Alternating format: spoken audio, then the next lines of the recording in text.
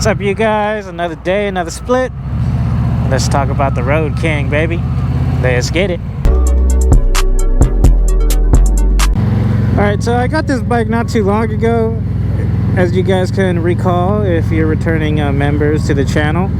If not, my name is Lane Splitter and I split lanes. I'm down here in San Diego, California.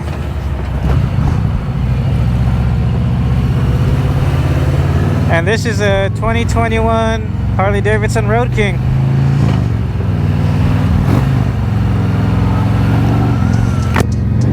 So I got it with about 12,000 miles on it, and the total cost of the bike was, a sticker price was $12K, but I got gap insurance because that's what saved my brother when he got in his accident.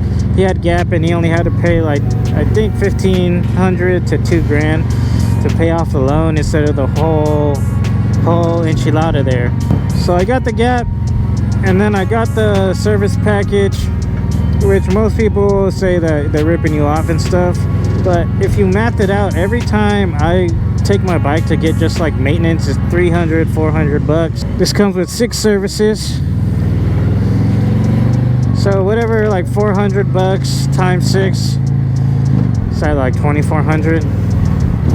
I'm not good at math. Probably 6 times 4, 24. Yeah, 2,400, and the package only costs, not only costs, but you know, it costs I think around 12. So you be the judge of that. So the grand total was around 18 G's with fees and everything, insurance, registration.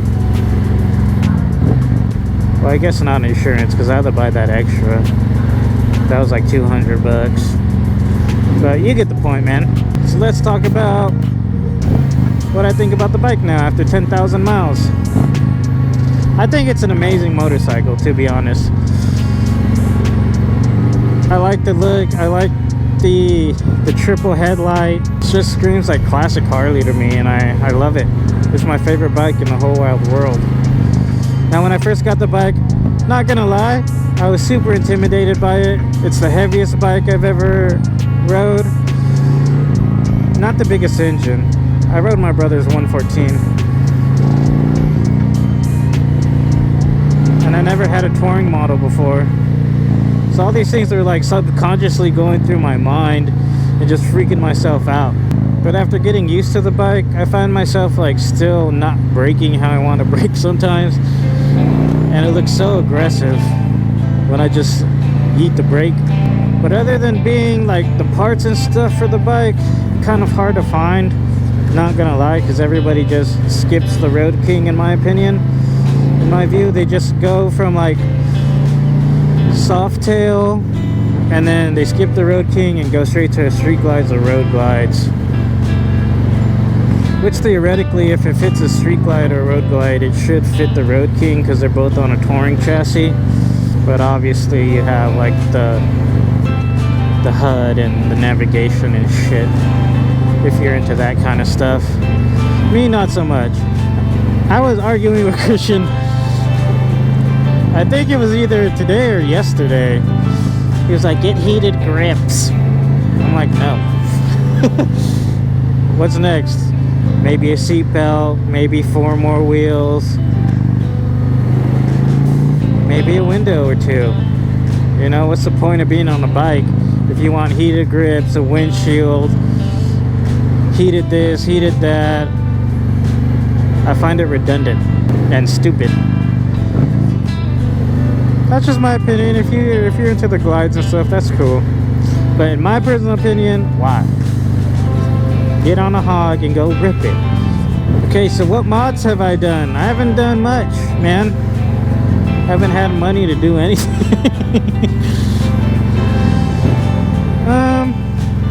Let's see. Let's start with the seat. I got a Saddleman Road sofa, and trust me, it's a comfy seat. I think it's well worth the price if you buy it full price. No, I didn't get the backrest. No, I didn't get it heated. You guys could infer that using context clues. I just went for the stock one, black. Has the diamond stitching. I got that. I also got also put the thrashing bars on here. 9.5 pullbacks. Go check out that video if you guys haven't seen it yet. I put a sissy bar on here for Miss Rachie Bun. Detachable. She's had no complaints yet. Holds my bag when I need it to. Off Amazon. You know, Amazon has been getting stuff from overseas and stuff that's really not that bad. Eventually I want to put like an Edward Ritchie on here. I have like a custom one, but that's neither here nor there. Have I had any issues with the bike? Let's move on to the next topic. Yes, I've had issues. One of my videos did Harley scam me, which people didn't seem to like too much. But it is what it is. I had the front wheel bearing go out. I had water in the brake reservoir that need to get flushed out. Surprisingly, brakes are still good. So not that many problems. Do I have any things that need to be addressed now? Yes I do. I'm probably the most negative thing I'm gonna say. So whoever put the other bars on here when I bought the bike, they were like 16-inch apes. I need to shorten this clutch cable here, and I put a super long one on here, and that's no longer necessary. And from the 20K service, they told me I should probably get a new clutch cable and reroute it, because right now it's just going through the bars because it's so long. And then if you guys know, if you could help me troubleshoot this. So on the turn signal on this Road King, I noticed that it was flashing, like on my turn signal indicator here, it was flashing really fast. So that means either the bulb is going bad or the bulb burnt out. So I went to Harley, they gave me a light, that didn't work. So I went to AutoZone, they gave me a light, that worked. Okay, let's just stop right here. I think it was probably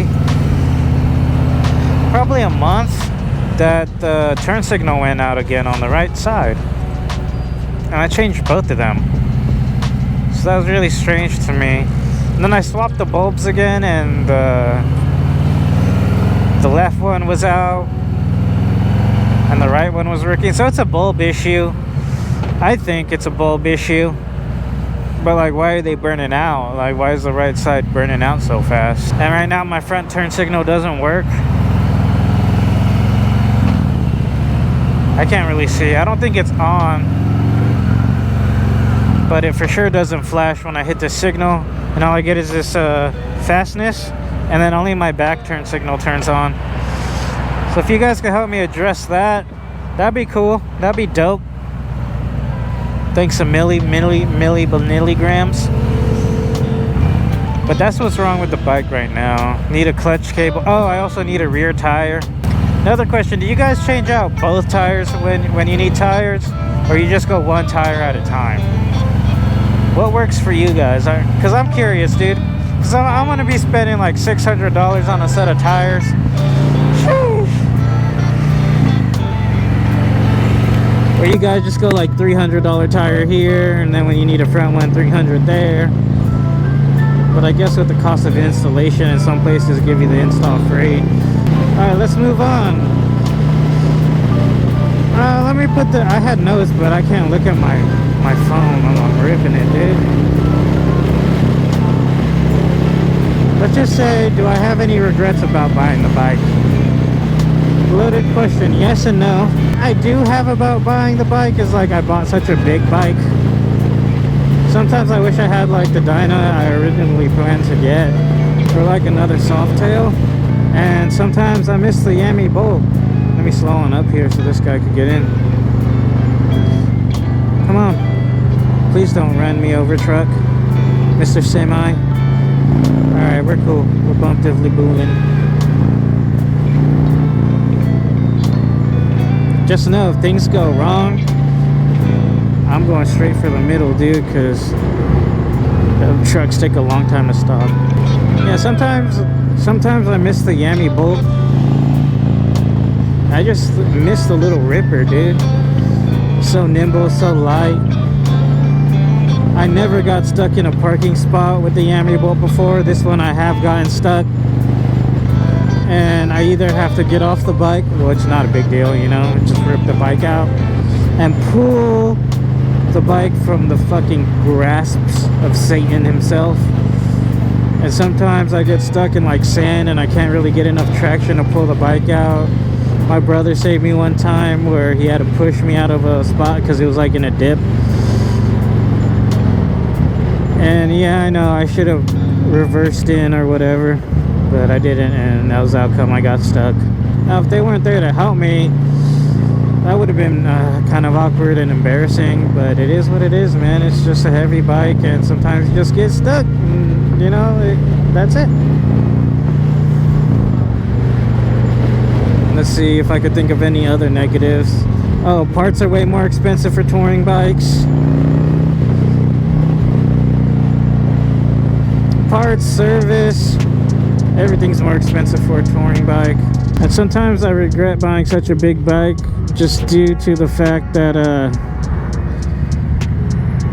they can be harder to lane split with, especially if you're kind of freaked out by a bigger bike and stuff.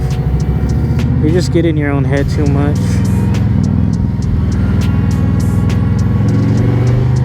But as long as you understand the fundamentals of riding, you know, clutch, friction zone, brakes, rear brake, you'll be alright. As long as you don't have some obnoxious ass bags or handlebars, you should be able to rip it fine.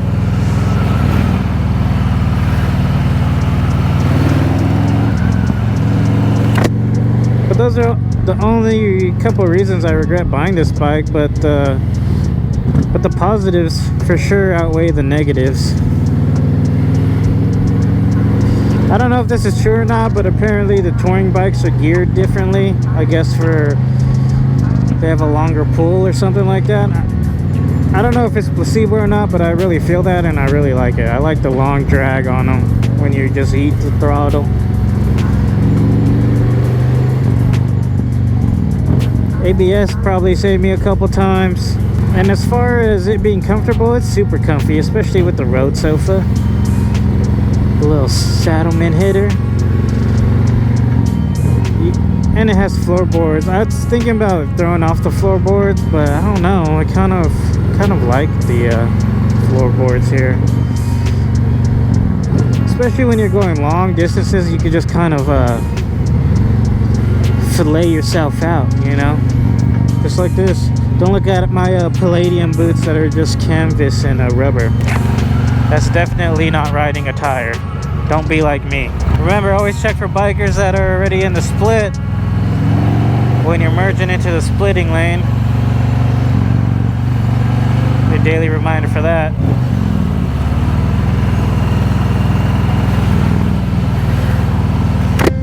But overall, if I were to rate the whole entire thing, would I do it again? Yeah, I really love this bike. This bike has really grown on me. And once you start getting your U-turns down and be able to slow speed on this big thing, your confidence for all bikes is going to go up. Because if you could do it on this thing, I'm pretty sure you could do it on whatever. Vice versa, if you start off small, you could do all the stuff on a small bike. You technically should be able to do it on a big bike. So yes, I would. I'll go through all the drama, all the hassle to get this bike again. I love this bike so much.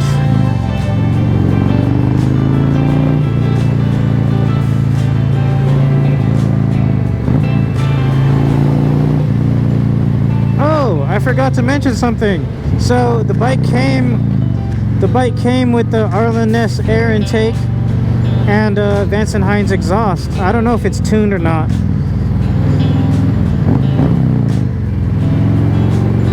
There we go, please. Thank you.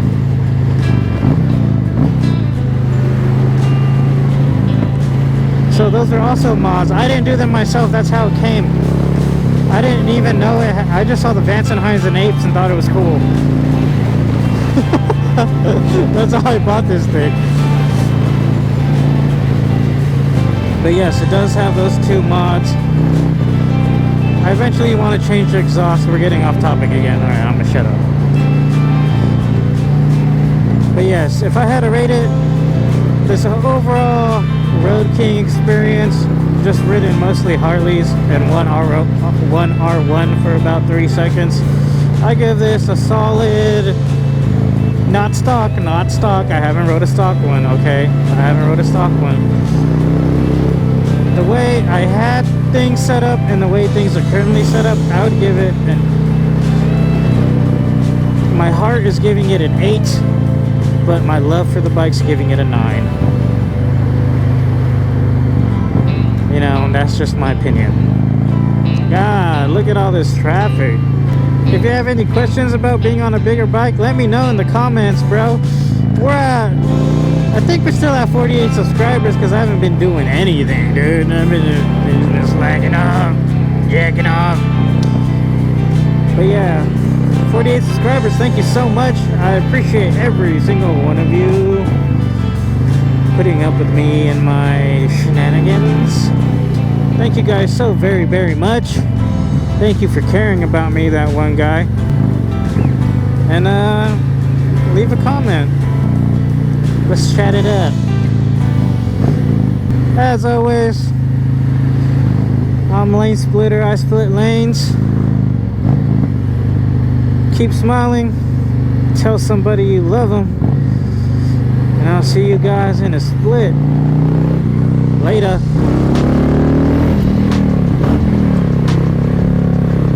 You guys like my new jacket, by the way? Look, I'll be looking hella firm, full.